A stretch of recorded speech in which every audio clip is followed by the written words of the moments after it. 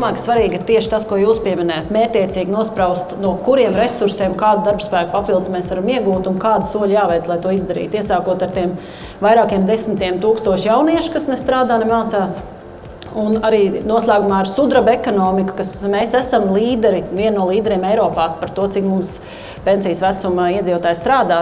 Viena daļa ne no labas dzīves, bet katrā ziņā tā arī vēl ir papildus iespēja, jo viņi grib būt aktīvi, ja viņiem iedos instruments. Jāuzslavē, ka neapliekamā minimuma pensionāriem pacelšana noteikti bija viens labs instruments, un tas ir viens iegūms.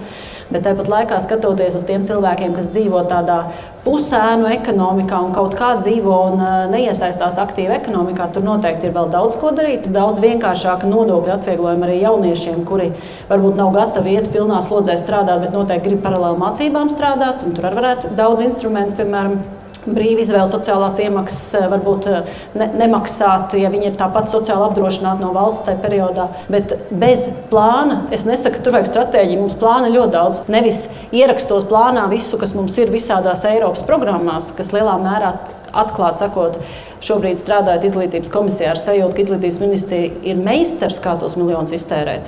Diezgan bezjēdzīgi reizēm liekas.